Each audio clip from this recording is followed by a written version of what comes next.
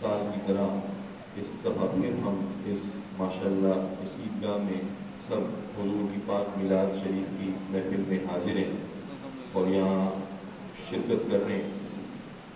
یہ محفل ماشاءاللہ ہمارے پیر بھائی بڑی محبت سے سجاتے ہیں۔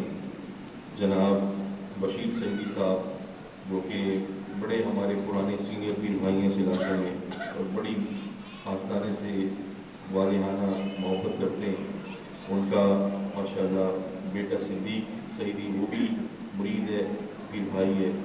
اور اسی طرح وسیم سعیدی اور ان کے باقی بھائی اس مسجد کے امام صاحب فہیم سعیدی، یہ سب حضرات ماشاءاللہ مولانا کی خطاب کر رہے تھے، میرے لیے بڑی محترم ہے، بہت محبت ہے ماشاءاللہ مولانا کو آستانے سے اور جانثار ہیں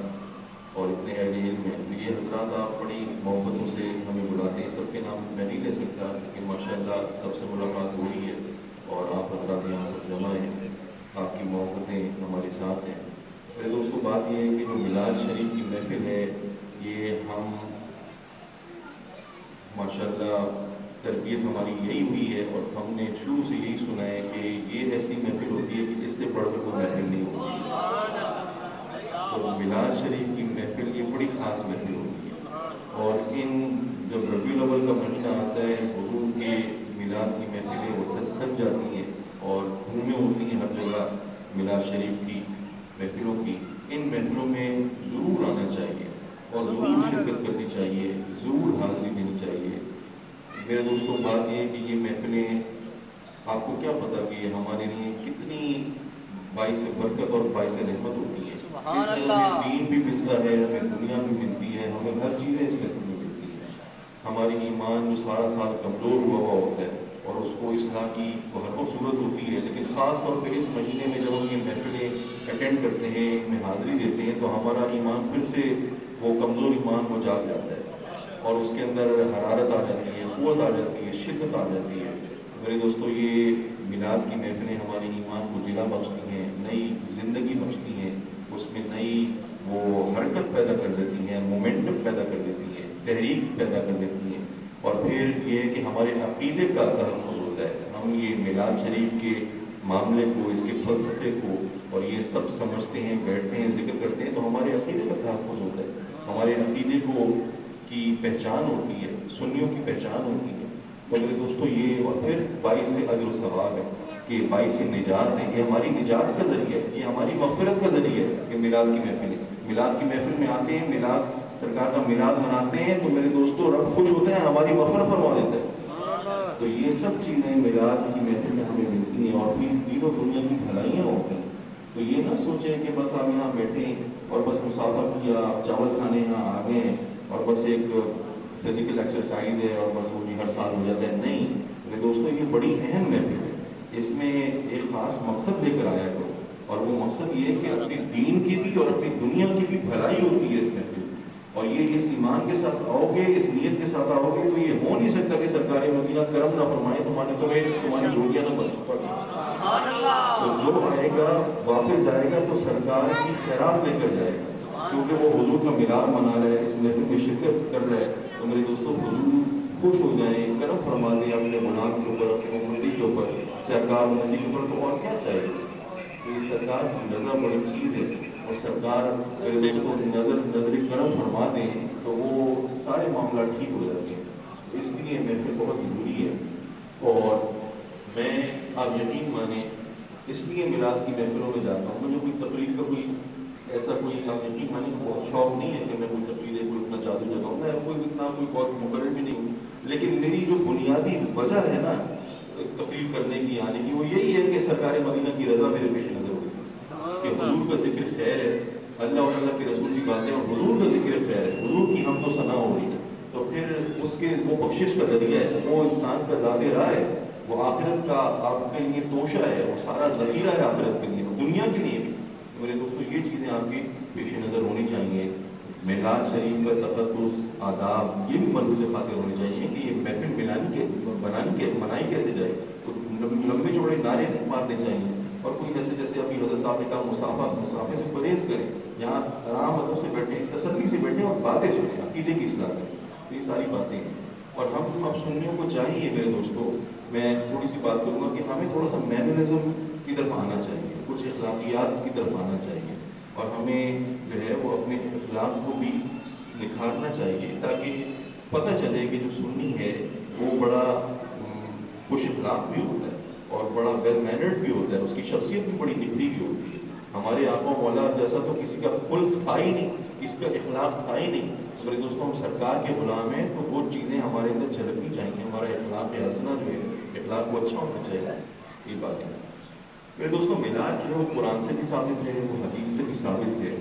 اور اس کے لیے ماشاءاللہ علماء کرام نے، ہمارے جید اکابرین نے اتنا کام بھی کیا ہے، اور اتنی کتابیں ہیں، اتنا مواد ہے کہ مجھے بھی یہاں بیٹھ کے کچھ ثابت کرنے کی ضرورت نہیں ہے، اور ماشاءاللہ اتنے بے شمار تقریریں آپ نے سنی ہیں۔ تو میلاد جو ہے وہ قرآن سے بھی ثابت ہے اور وہ حدیث سے بھی ثابت ہے۔ اب جو لوگ انکار کرتے ہیں اس حوالے سے میں کلام نہیں کروں گا، اب جنہوں نے انکار کرنا ہے وہ کرتے رہیں، لیکن جنہوں نے سرکار کا میلاد منانا ہے وہ مناتے رہیں گے، اور قیامت تک یہ سلسلہ میلاد کی محفلوں کا جاری و ساری رہے گا، یہ کبھی ختم نہیں ہوگا انشاءاللہ۔ حضور کے دیوانے، حضور کے غلام عاشق وہ سرکار کا میلاد اور دھوم اس میلاد کی قیامت تک مناتے رہیں گے۔ تو میرے دوستوں، بات یہ ہے کہ میلاد خاص طور پہ کیا ہے؟ پیدائش کا ذکر ہے، حضور کی تشریف آوری کا ذکر ہے میلاد۔ تو میلاد جو ہے، دیکھیں اگر قرآن کریم کا مطالعہ کریں تو اللہ تعالیٰ نے صرف حضور کا میلاد نہیں بلکہ کئی مقربین بندوں کا میلاد منایا ہے۔ اللہ تعالیٰ نے اپنی کتاب میں کئی نبیوں کا میلاد منایا، اور نبی کا نہیں، ارے نبی سے منسلک لوگوں کا بھی میلاد منایا اللہ تعالیٰ نے قرآن پاک میں۔ وہ حضرت مریم کا میلاد نہیں منایا کہ قرآن پاک میں، حضرت مریم کا پورا میلاد اللہ تعالیٰ نے قرآن پاک میں منایا۔ پورا قصہ حضرت مریم کے حوالے سے آیا کہ جب حضرت عمران کی بیگم، وہ سورہ آل عمران کی آیت ہے کہ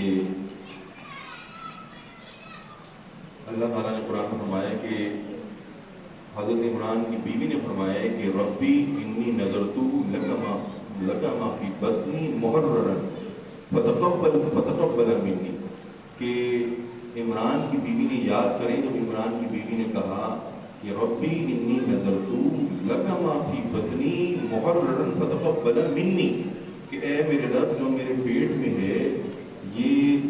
میں تیرے نام کی نظر مانتی ہوں، اس کی کہ تیرے نام پر میں وقف کرتی ہوں، میں منت مانتی ہوں، میں پلیج کرتی ہوں کہ جو میرے پیٹ میں ہے یہ میں نے تیرے لیے وقف کر دیا، تیری راہ کے لیے وقف کر دیا۔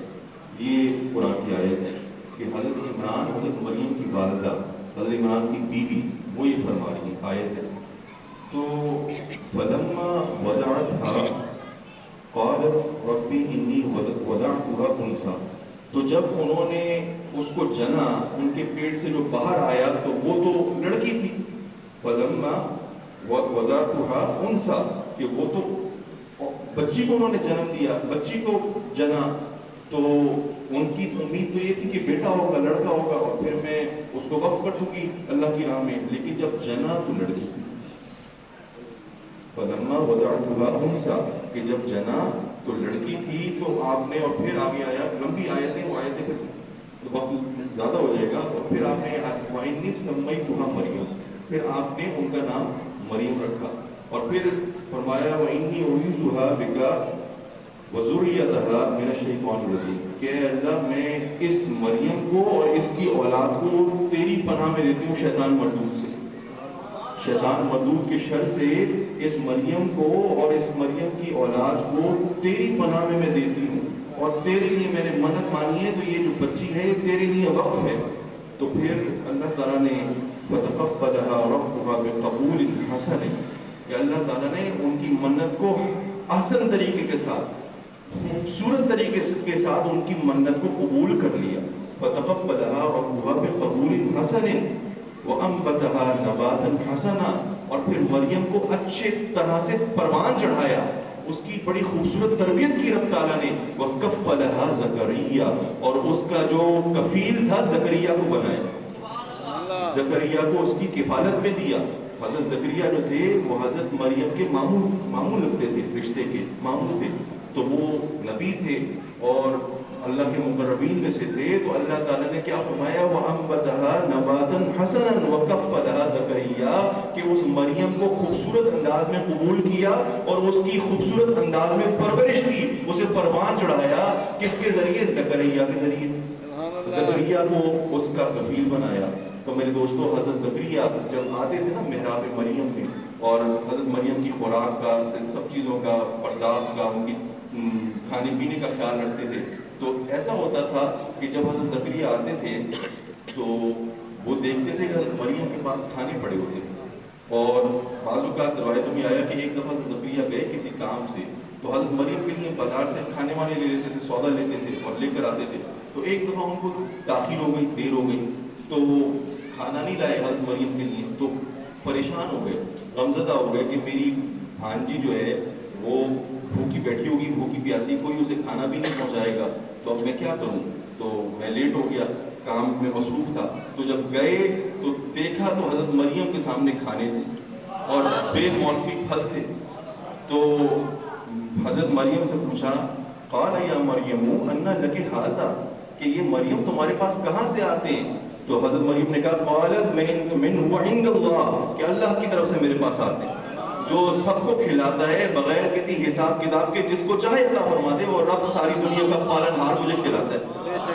وہ مجھے یہ بے موسمی پھل دیتا ہے، وہ مجھے یہ غذائیں دیتا ہے۔ تو اسی وقت حضرت زکریا کے اوپر حضرت مریم کے اس جملے کا ایسا اثر ہوا، اور جب آپ نے یہ دیکھا کہ بے موسمی پھل حضرت مریم کے آگے پڑے ہیں، کہ بے موسمی پھل کا کیا مطلب ہے کہ گرمی میں مثال کے طور پہ آپ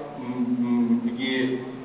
کھا رہے ہوں، کنو کھا رہے ہوں، اور سردی میں آم کھا رہے ہوں، بے موسمی پھل، یہ جو موسم کا پھل نہیں ہے، تو ایسا اثر ہوا حضرت زکریا کے اوپر یہ دیکھ کر، یہ منظر دیکھ کر، کہ اسی وقت آپ نے دعا کی محراب مریم میں کہ اے باری تعالیٰ، تو جو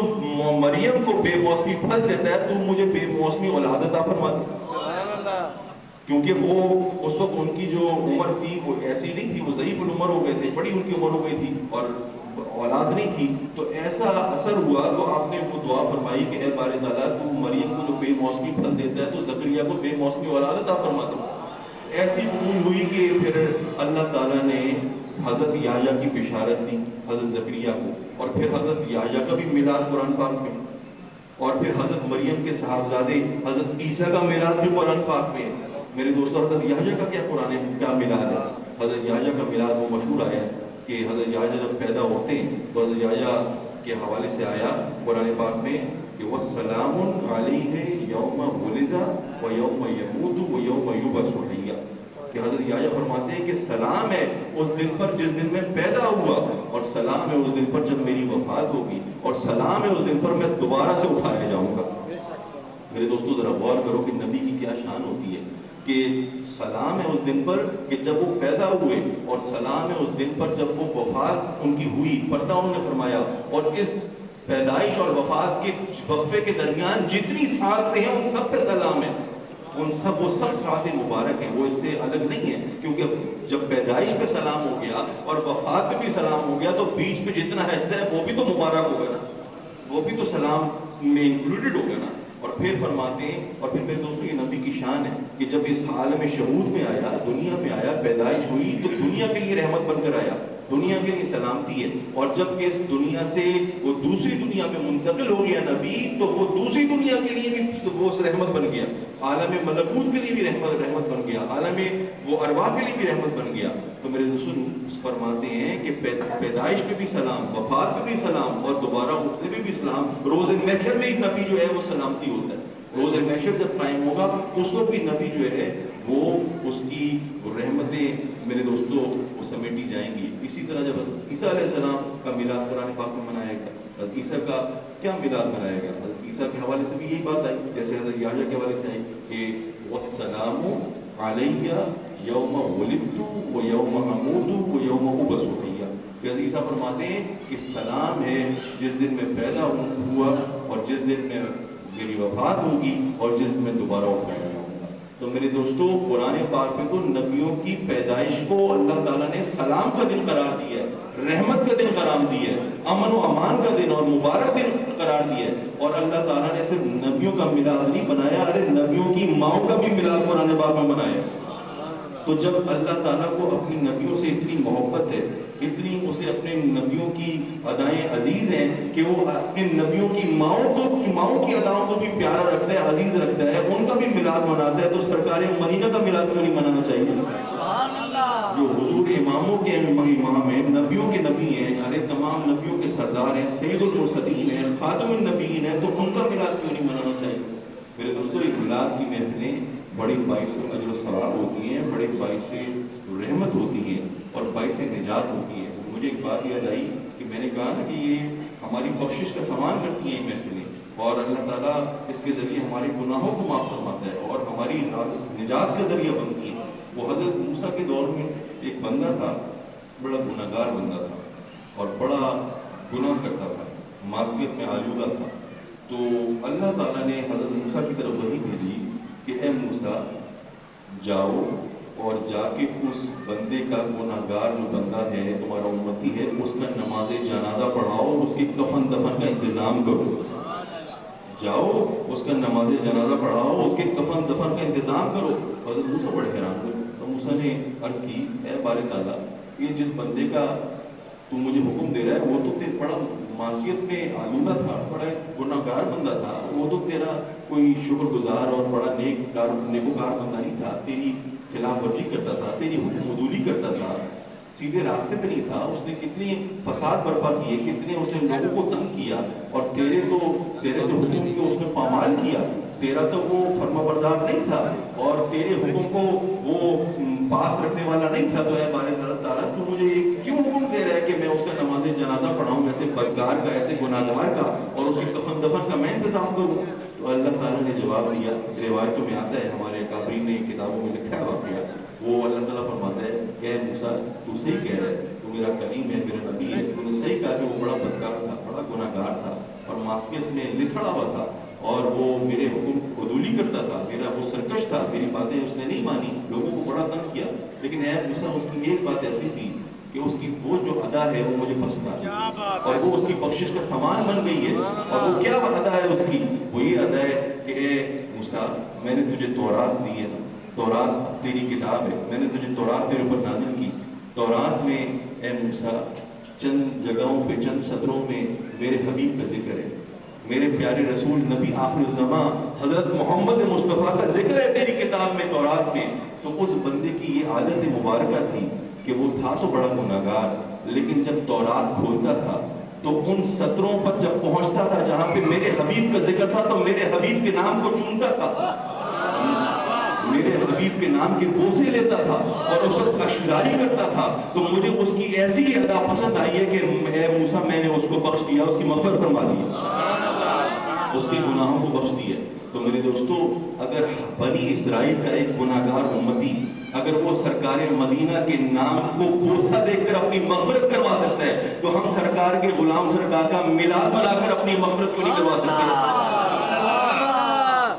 تو میرے دوستو،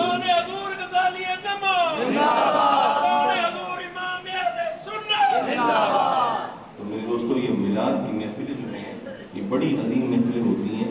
ان میں شرکت کیا کریں اور ان میں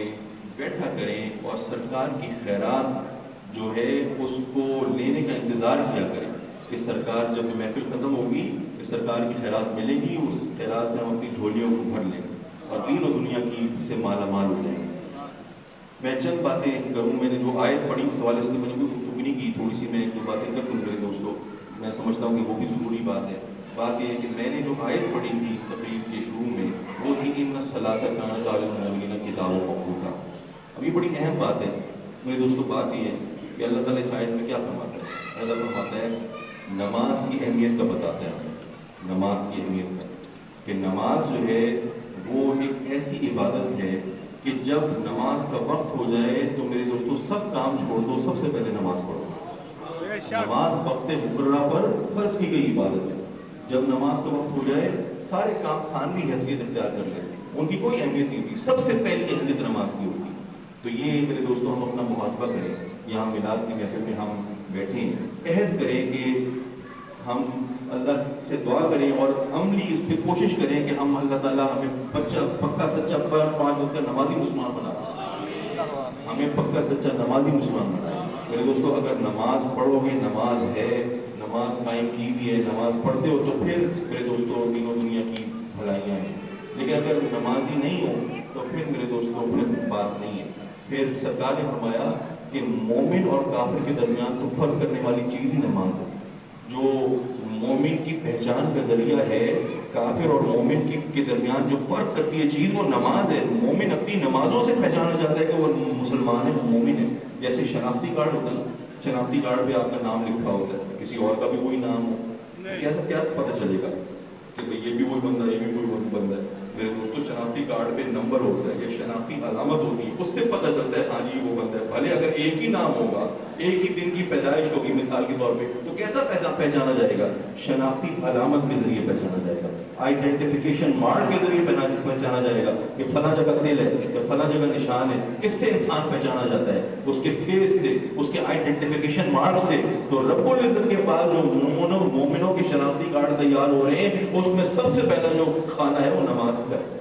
میرے دوستوں نماز جو ہے وہ مومنوں کی شناختی علامت ہے. اور یہ ہمیں کہ اپنا محاسبہ کریں، ذرا دیکھیں ہم نماز میں سستی کرتے ہیں اور نماز ہم قائم نہیں کرتے. ہماری نمازیں قضا ہو جاتی ہیں اور ہمیں پتہ نہیں چلتا کہ ہم کیا کس عظیم ہم فریضے سے محروم ہو گئے. رب کی بارگاہ سے ہم حاضری سے محروم ہو گئے. حضرت ابوبکر صدیق سیدنا صدیق اکبر فرماتے تھے کہ نماز جو ہے نا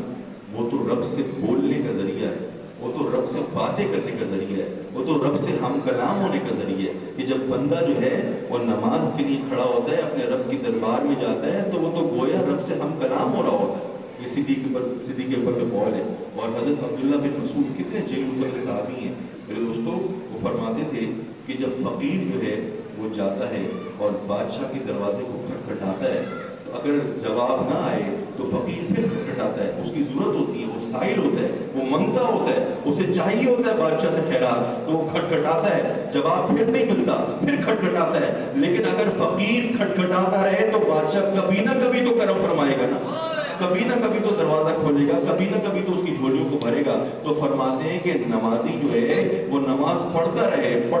رب کی دربار میں حاضر ہوتا رہے. اگر اس کی زندگی میں تبدیلی نہیں آئی، کرم نہیں ہو رہا، تو یہ نہ سوچے کہ نماز جو ہے وہ کرم نہیں کر رہی. وہ نماز جاری و ساری رکھے، کبھی نہ کبھی تو رب کرم فرمائے گا،